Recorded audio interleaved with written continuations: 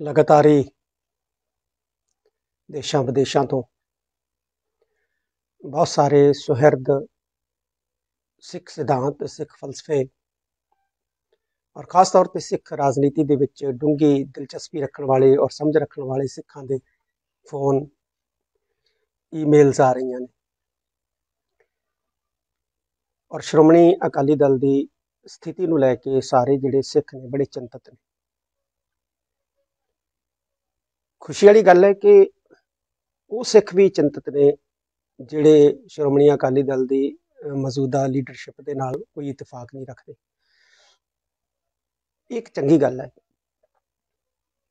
क्योंकि श्रोमणी अकाली दल का खत्म होना ये सिखां लिए बड़ा घातक है, इसलिए सिख चिंतित नजर आ रहे।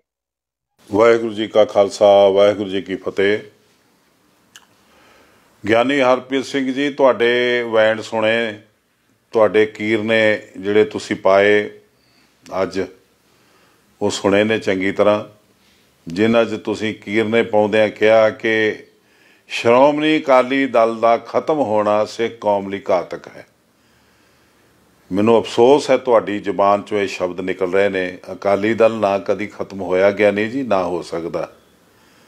ਖਤਮ ਹੋਇਆ ਤੇ ਬਾਦਲ ਦਾ ਪਰਿਵਾਰ ਖਤਮ ਹੋਇਆ, ਜਿਹਦੀਆਂ ਤੁਸੀਂ ਜੁੱਤੀਆਂ ਚੁੱਕਦੇ ਫਿਰਦੇ ਹੋ, ਜਿਹਦੀਆਂ ਤੁਸੀਂ ਬੁੱਤੀਆਂ ਸਾਰਦੇ ਫਿਰਦੇ ਹੋ। ਇਹ ਤੁਹਾਡੀਆਂ ਜ਼ਿੰਮੇਵਾਰੀਆਂ ਨਹੀਂ ਜਿਹੜੀਆਂ ਤੁਸੀਂ ਨਿਭਾ ਰਹੇ ਹੋ। ਤੁਸੀਂ ਇੱਕ ਗੁਲਾਮ ਦੀ ਜ਼ਿੰਦਗੀ ਜਿਉ ਰਹੇ ਹੋ। ਤੁਸੀਂ ਗੁਲਾਮਾਂ ਵਾਲਾ ਜਿਹੜਾ ਵਿਵਹਾਰ ਸ਼ੁਰੂ ਕੀਤਾ ਇਹਨੂੰ ਬੰਦ ਕਰੋ।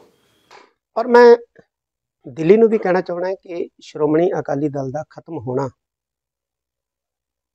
देश ਲਈ भी घातक है, देश ਲਈ भी सही नहीं है, क्योंकि श्रोमणी अकाली दल एक अजिही पार्टी है जिसने हिंदुस्तान ਨੂੰ ਭਾਰਤ ਨੂੰ ਆਜ਼ਾਦ ਕਰਾਉਣ ਦੇ ਵਿੱਚ ਆਪਣਾ ਬਣਦਾ ਜਿਹੜਾ ਹੈ ਉਹ ਰੋਲ ਅਦਾ ਕੀਤਾ ਹੈ, ਬਣਦਾ ਯੋਗਦਾਨ ਜਿਹੜਾ ਹੈ ਉਹ ਪਾਇਆ। ਗਿਆਨੀ ਹਰਪ੍ਰੀਤ ਸਿੰਘ ਜੀ, ਤੁਸੀਂ ਦਿੱਲੀ ਨੂੰ ਅਪੀਲ ਕਰ ਰਹੇ ਹੋ ਕਿ ਅਕਾਲੀ ਦਲ ਬਚਾਵੇ, ਇਹਦੇ ਮਾਅਨੇ ਕੀ ਨੇ? ਸਿੱਖ ਕੌਮ ਨੂੰ ਸਮਝਾਓ, ਇੱਕ ਦਫਾ ਹੋਰ ਕਲੀਅਰ ਕਰੋ। ਦਿੱਲੀ ਤੁਸੀਂ ਕਿਸ ਨੂੰ ਕਹਿ ਰਹੇ ਹੋ ਅਕਾਲੀ ਦਲ ਬਚਾਉਣ ਲਈ? ਕਿਸ ਨੂੰ ਅਪੀਲ ਕਰ ਰਹੇ ਹੋ ਤੇ ਕਿਹਦੇ ਕਹਿਣ ਤੇ ਕਰ ਰਹੇ ਹੋ, ਤੇ ਉਹ ਕਿਵੇਂ ਬਚਾਊਗਾ? ਇਹ ਸਪਸ਼ਟ ਕਰੋ। ਅੱਜ ਜ਼ਰੂਰਤ ਹੈ ਇਸ ਗੱਲ ਦੀ ਕਿ ਜਿੰਨੇ ਵੀ ਸ਼੍ਰੋਮਣੀ ਅਕਾਲੀ ਦਲ ਦੇ ਧੜੇ ਨੇ, ਸਾਰੇ ਜਿਹੜੇ ਨੇ ਆਪਣੀ ਆਪਣੀ ਈਗੋ ਨੂੰ ਤਿਆਗ ਕੇ ਸ੍ਰੀ ਅਕਾਲ ਤਖਤ ਸਾਹਿਬ ਗੁਰੂ ਹਰਗੋਬਿੰਦ ਸਾਹਿਬ ਨੇ ਸਾਨੂੰ ਇੱਕ ਐਸਾ ਪਲੇਟਫਾਰਮ ਦਿੱਤਾ ਹੈ ਜਿੱਥੇ ਅਸੀਂ ਆਪਣੀ ਗੱਲ ਰੱਖ ਸਕਦੇ, ਉੱਥੇ ਸਾਨੂੰ ਬੈਠ ਕੇ ਇਕੱਠੇ ਹੋ ਕੇ ਤੁਰਨ ਦੀ ਬਹੁਤ ਵੱਡੀ ਜ਼ਰੂਰਤ ਹੈ।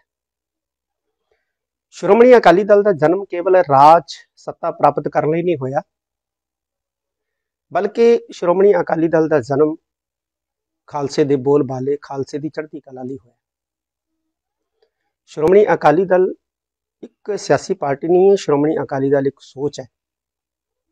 ਅਗਰ ਉਹ ਸੋਚ ਬਰਕਰਾਰ ਹੈ ਤੇ ਸ਼੍ਰੋਮਣੀ ਅਕਾਲੀ ਦਲ ਬਰਕਰਾਰ ਹੈ, ਸ਼੍ਰੋਮਣੀ ਅਕਾਲੀ ਦਲ ਖੜਾ ਹੈ। ਇਸ ਲਈ ਉਸ ਸੋਚ ਨੂੰ ਮੁੜ ਉਭਾਰਨ ਦੀ ਜਿਹੜੇ ਬਹੁਤ ਵੱਡੀ ਜ਼ਰੂਰਤ ਹੈ। ਸ੍ਰੀ ਅਕਾਲ ਤਖਤ ਸਾਹਿਬ ਤੋਂ ਸ਼੍ਰੋਮਣੀ ਅਕਾਲੀ ਦਲ ਜਿਨ੍ਹਾਂ ਆਪਣੇ ਉਦੇਸ਼ਾਂ ਦੀ, ਟੀਚਿਆਂ ਦੀ ਪੂਰਤੀ ਲਈ ਪੈਦਾ ਹੋਇਆ ਸੀ, ਉਹਨਾਂ ਉਦੇਸ਼ਾਂ ਤੇ ਟੀਚਿਆਂ ਦੀ ਪੂਰਤੀ ਵਾਸਤੇ ਇਸ ਨੂੰ ਮੁੜ ਜਿਹੜਾ ਹੈ ਉਹ ਯਤਨ ਆਰੰਭ ਕਰਨਾ ਚਾਹੀਦਾ ਹੈ। ਗਿਆਨੀ ਹਰਪ੍ਰੀਤ ਸਿੰਘ ਜੀ, ਤੁਸੀਂ ਵੱਖ-ਵੱਖ ਅਕਾਲੀ ਧੜਿਆਂ ਦੇ ਆਗੂਆਂ ਨੂੰ ਕਿਹਾ ਕਿ ਆਪਣੀ ਈਗੋ ਤਿਆਗੋ। ਇਹ ਨਿਰਮਾਣਤਾ ਤੁਹਾਡੇ 'ਚ ਹੀ ਆ ਇਕੱਲਿਆਂ 'ਚ, ਜਾਂ ਪ੍ਰਕਾਸ਼ ਸਿੰਘ ਬਾਦਲ ਤੇ ਉਹਦੇ ਕੁਟੰਬ 'ਚ ਹੀ ਆ, ਬਾਦਲ ਲਾਣੇ 'ਚ ਹੀ ਆ ਇਹ ਨਿਰਮਾਣਤਾ? ਬਾਕੀ ਜਿੰਨੇ ਵੀ ਧੜਿਆਂ ਦੇ ਆਗੂ ਨੇ ਈਗੋ 'ਚ ਨੇ, ਉਹ ਹਉਮੈ 'ਚ ਨੇ, ਹੰਕਾਰ 'ਚ ਨੇ, ਤੇ ਤੁਸੀਂ ਬਹੁਤ ਨਿਰਮਾਣਤਾ 'ਚ ਹੋ। ਤੇ ਇਹਦਾ ਸਰਟੀਫਿਕੇਟ ਤੁਹਾਨੂੰ ਕਿਹਨੇ ਦਿੱਤਾ? ਇੱਕ ਮੈਂ ਗੱਲ ਖਾਸ ਤੌਰ ਤੇ ਹੋਰ ਕਹਿਣੀ ਚਾਹੁੰਦਾ ਕਿ ਅੱਜ ਸਿੱਖ ਸਮਾਜ ਦੇ ਵਿੱਚ ਜਾਤ ਪਾਤ, ਵਿਤਕਰੇਬਾਜ਼ੀਆਂ, ਨਫ਼ਰਤਬਾਜ਼ੀਆਂ ਔਰ ਵੱਡੀ ਗੱਲ ਕਿ ਸਿੱਖਾਂ ਦੇ ਵਿੱਚ ਬਦਤਮੀਜ਼ੀ ਜਿਹੜੀ ਹੈ ਉਹ ਬਹੁਤ ਜ਼ਿਆਦਾ ਜਿਹੜੀ ਹੈ ਇੱਕ ਵੱਡਾ ਵਿਕਾਰ ਦੇ ਰੂਪ ਦੇ ਵਿੱਚ ਪੈਦਾ ਹੋ ਗਈ।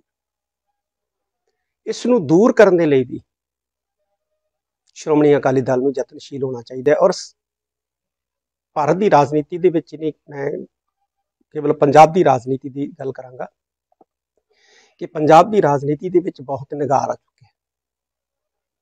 ਬੋਲਬਾਣੀ, ਸ਼ਬਦਾਵਲੀ ਨੇਤਾਵਾਂ ਦੀ ਬਹੁਤ ਹੀ ਨੀਵੇਂ ਦਰਜੇ ਦੀ ਹੋ ਚੁੱਕੀ ਹੈ। ਤਾਂ ਸ਼੍ਰੋਮਣੀ ਅਕਾਲੀ ਦਲ ਨੂੰ ਇਸ ਪਾਸੇ ਵੀ ਬਹੁਤ ਵੱਡਾ ਜਿਹੜਾ ਹੈ ਉਹ ਹਮਲਾ ਮਾਰਨ ਦੀ ਜ਼ਰੂਰਤ ਹੈ। ਉਹ ਆਪਣੇ ਪੁਰਾਣੇ ਸਰੂਪ ਦੇ ਵਿੱਚ ਸ਼੍ਰੋਮਣੀ ਅਕਾਲੀ ਦਲ ਨੂੰ ਅੱਜ ਆਉਣ ਦੀ ਬਹੁਤ ਵੱਡੀ ਜਿਹੜੀ ਹੈ ਉਹ ਲੋੜ ਹੈ। ਗਿਆਨੀ ਹਰਪ੍ਰੀਤ ਸਿੰਘ ਜੀ, ਤੁਸੀਂ ਇੱਕ ਹੋਰ ਗੁਸਤਾਖੀ ਕੀਤੀ ਹੈ, ਸਿੱਖ ਕੌਮ ਨੂੰ ਬਦਤਮੀਜ਼ ਕਿਹਾ। ਆਪਣੇ ਵੈਣ ਪਾਉਂਦਿਆਂ ਕਿਹਾ ਕਿ ਸਿੱਖ ਬਦਤਮੀਜ਼ ਹੋ ਗਏ ਨੇ।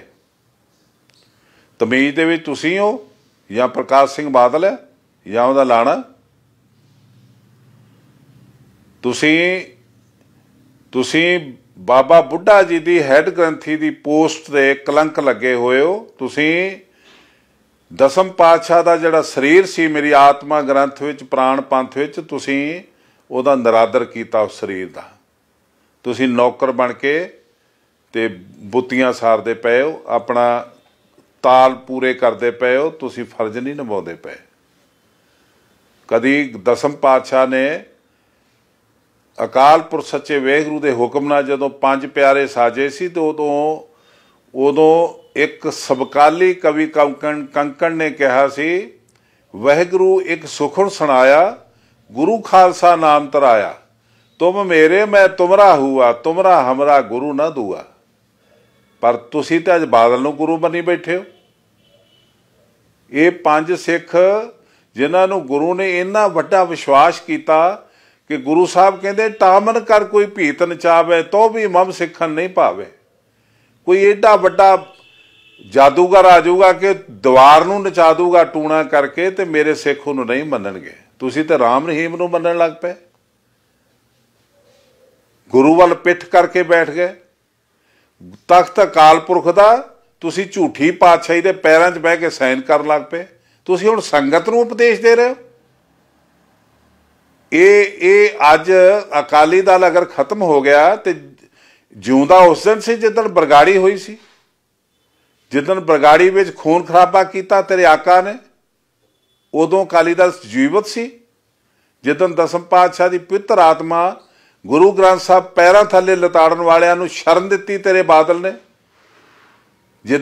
ਜਿੱਦਣ ਸਿੱਖ ਬੱਚਿਆਂ ਨੂੰ ਗੋਲੀਆਂ ਨਾਲ ਵਿੰਨਣ ਵਾਲਿਆਂ ਨੂੰ ਤੁਸੀਂ ਸਰੋਪੇ ਦਿੱਤੇ ਕਮੇਟੀ ਰਾਹੀਂ, ਉਦਣ ਉਸ ਭੱਦਰ ਪੁਰਸ਼ ਨੇ ਉਹਨਾਂ ਨੂੰ ਬਚਾਇਆ, ਉਹਨਾਂ ਤੇ ਕੇਸ ਦਰਜ ਨਹੀਂ ਹੋਣ ਦਿੱਤਾ। ਉਦਣ ਅਕਾਲੀ ਦਲ ਜਿਉਂਦਾ ਸੀ। ਗਿਆਨੀ ਜੀ, ਅਕਾਲੀ ਦਲ ਜਿਉਂਦਾ ਤੇ ਜਿਉਂਦਾ ਰਹੂਗਾ। ਮਰਿਆ ਤੇ ਤੇਰਾ ਆਕਾ ਪ੍ਰਕਾਸ਼ ਸਿੰਘ ਬਾਦਲ ਤੇ ਉਹਦਾ ਪਰਿਵਾਰ, ਉਹਦੇ ਕੀਰਨੇ ਪਾਓ, ਉਹਦੇ ਦਰ ਤੇ ਜਾ ਕੇ। ਅਕਾਲ ਤਖਤ ਤੇ ਬਦ ਸਕਣੀ ਇਹ ਨਾ ਲਿਆਓ। ਅਕਾਲ ਤਖਤ ਦੇ ਉੱਤੇ ਇਹ ਜਿਹੜੇ ਤੁਸੀਂ ਲਫ਼ਜ਼ ਬੋਲੇ ਨੇ, ਇਹ ਨਾ ਕੱਢੋ ਆਪਣੇ ਜ਼ੁਬਾਨ ਚੋਂ। ਵਾਹਿਗੁਰੂ ਜੀ ਕਾ ਖਾਲਸਾ, ਵਾਹਿਗੁਰੂ ਜੀ ਕੀ ਫਤਿਹ।